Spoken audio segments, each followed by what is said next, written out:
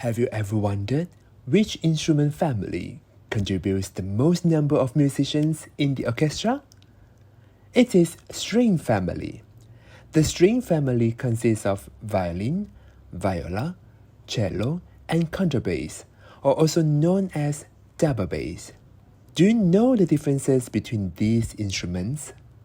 Let's welcome our musicians from klpac Orchestra to introduce the instruments. Hi, my name is Andrea, and today I'll be talking about the violin. The violin is the smallest instrument of the string family, and it has the highest sounding range. Its strings are tuned to the notes G, D, A, and E. Its current form first emerged in the 16th century in northern Italy and was later refined in the 18th century by famous violin makers such as Antonio Stradivari. And he gave the violin more power and projection. In the orchestra, it has two roles. First is in what we call the first violin section, where usually the higher range of the instrument is covered, and they play the melody most of the time. And the second role is the second violin is a section, where they usually cover a supporting role and use the lower range of the instrument most of the time. The role as a solo instrument is a very popular one, actually. It probably has the second most amount of repertoire composed for it after the piano. And it can play with an orchestra accompanying it, or it can be performed with a piano in intimate musical soirees. The sound is produced by the bow gripping the string. So this is horsehair, actually. And the horsehair has tiny teeth inside on it that grip the strings and produce a resonant sound that comes out through the F-holes here. So I'm going to show you what that sounds like. This is Meditation from Thais by Massenet.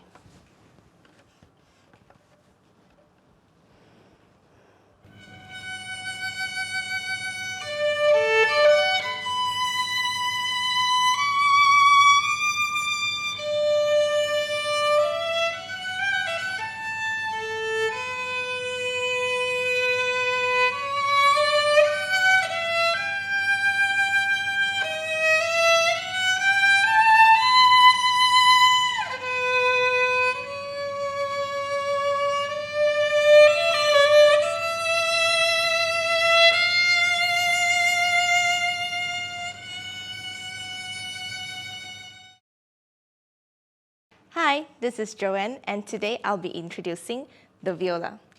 The viola is bigger in size than the violin, and it's also made out of wood.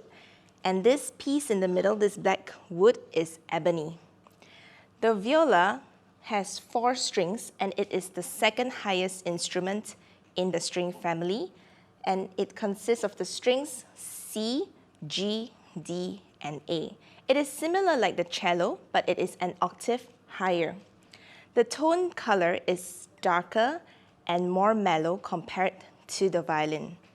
In an orchestra setting or a string quartet setting, the viola will be seated between the violins and the cellos. But sometimes the violas and the cellos will switch places to have a different kind of sound projection.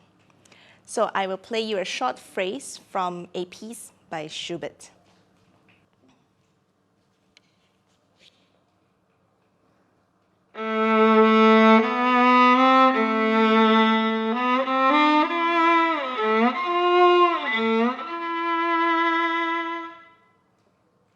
Thank you.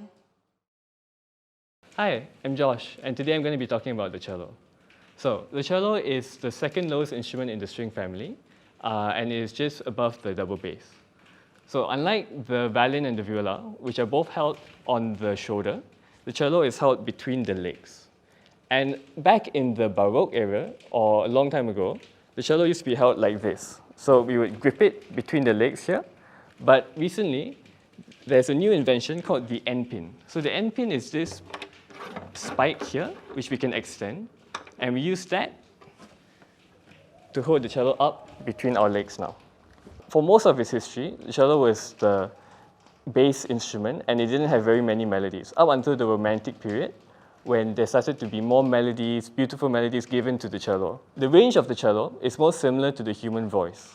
So often, beautiful singing melodies are given to the cello to express these types of emotion.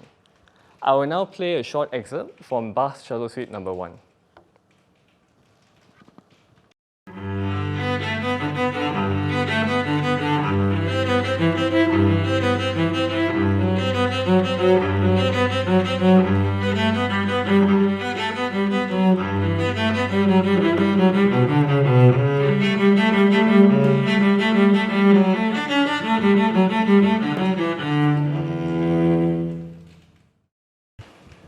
Hi, my name is Keng Onn, and I'm a double bass player. Today I'm going to talk briefly about this instrument here. This is a double bass. Just like the violin, viola, and cello, it belongs to the string family, but it is the lowest sounding among all of them. So the double bass initially was used to double the cello's part, sounding an octave lower, but later on, Beethoven separated their parts, and now they both have their own parts respectively. Now, before we can play anything, we have to tune our instruments first. So we tune to the standard A note, and by tuning the tuning keys around the pack box here. So when you turn clockwise or counterclockwise, you increase or decrease the tension of the string, hence you have different pitch. And we tune the double bass according to 4 notes, which is E, A, D, and G. Now, the double bass design actually originates from an instrument called Viola da Gamba, which is a Baroque instrument. You would notice that compared to the violin, it's slightly different, which is the shoulders. The violin's shoulders is more protruding, whereas the double bass tapers off at a steeper angle. Now, the strings are generally made of steel, and there are 2 methods of producing sound through the instrument. One is by bowing, and the other one, which I demonstrated, was by plucking. For the bowing part, we actually have 2, which is the French bow, which is used by the violins, violas, and cello, and the German bow, which is the one I'm currently using. They are both very different in design, and they both serve different purposes and also have their own advantages.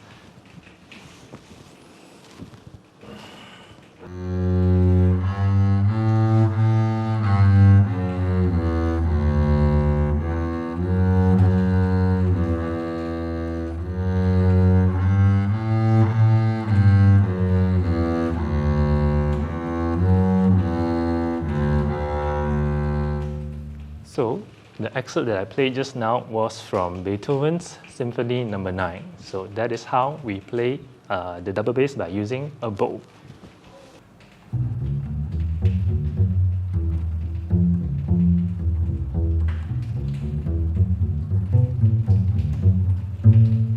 So this one is by playing Pizzicato, an excerpt from Hall of the Mountain King by Edward Grieg.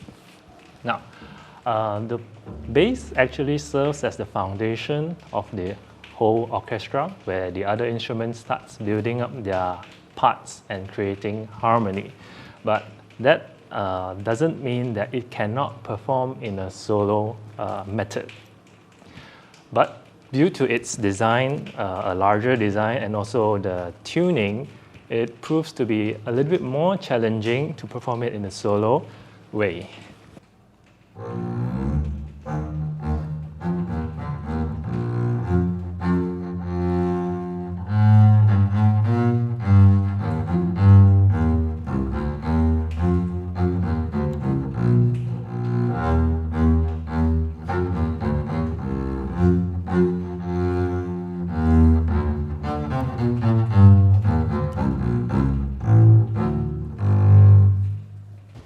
Just now, that piece was from the elephant movement from Carnival of the Animals. So this is a solo part for the double bass accompanied by 2 pianos. So this is a rough idea about the double bass. I hope that it's clear to you, and thank you.